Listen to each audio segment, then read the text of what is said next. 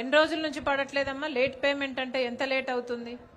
ఒక పడుతుందండి 6 వారాల నుంచి పడతలేదండి మేడం. 6 వారాలు అయిపోయింది, 6 వారాల నుంచి పేమెంట్ పడతలేదండి. ఓకే. పని కూడా కల్పించాలండి, పని లేదండి మాకు. పని కూడా సరిపడా లేదు, 100 రోజులు పని ఇవ్వటం లేదు, డబ్బులు కూడా సరిపోతలేదండి. ఓకే. మాకు కల్పించేలాగా డబ్బులు కూడా తక్కువ ఇస్తున్నారు. అవునండి మేడం గారు. ఓకే. ఎంత ఇస్తున్నారు తల్లి? ఎన్ని గంటలు చేస్తే ఎంత వస్తుంది? 250 రూపాయలు, 230 అలాగా పడుతుందండి మేడం గారు. ఎంత వారానికి అయితే ఇంకా ఎంత పడుతుందో అమౌంట్ తెలియదండి. కాకపోతే 230, 200 అలాగా 300 దాకా పడుతుందండి, అంతే. అంతకు మించి ఎక్కువ పడతలేదండి మేడం గారు.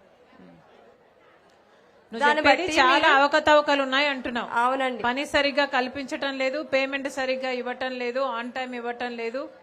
అవునండి. అన్నది మాకు పని డబ్బులు కూడా కల్పించి మాట్లాడాలండి. తక్కువ కూడా ఇస్తున్నారు. అవునండి. ఓకే. థ్యాంక్ యూ మేడం గారు. థ్యాంక్ యూ అమ్మా.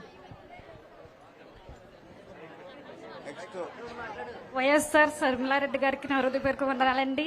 కుడి వచ్చిన సంఘ నాయకులందరికీ నా హృదయపూర్వక వందనాలండి. మరి నేనైతే చాలా బాధపడుతున్నానండి. నాకు ఏదో ఒక అమ్మాయి ఒక అబ్బాయి అండి. మరి నా భర్త చనిపోయి 4 సంవత్సరాలు అవుతుంది, కానీ ఇప్పుడు వచ్చి పెన్షన్ రాలేదండి. ప్రభుత్వం చుట్టూ కూడా తిరిగానండి. స్పందన ఆఫీస్ కూడా, బొమ్మూరు స్పందన ఆఫీస్ కూడా వెళ్ళానండి. లెటర్ పెట్టానండి. లెటర్ పెట్టినా కానీ పెన్షన్ రావట్లేదండి.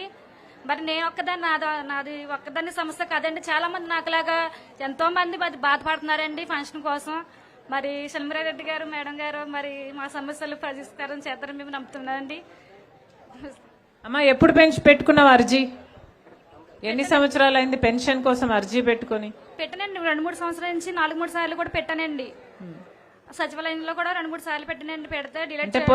పోయిన ప్రభుత్వం ఇవ్వలేదు, ఈ ప్రభుత్వం కూడా ఇవ్వట్లేదు. ప్రభుత్వం మారిపోయింది అనేసి చెప్పారండి. పోనీ వీళ్ళు ఇస్తున్నారా?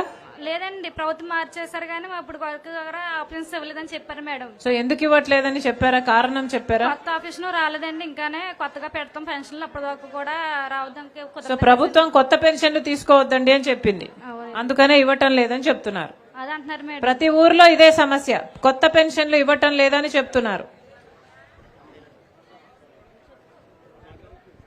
అమ్మా, నీ పేరు చెప్పు. మాది పాలసాల గ్రామం అండి.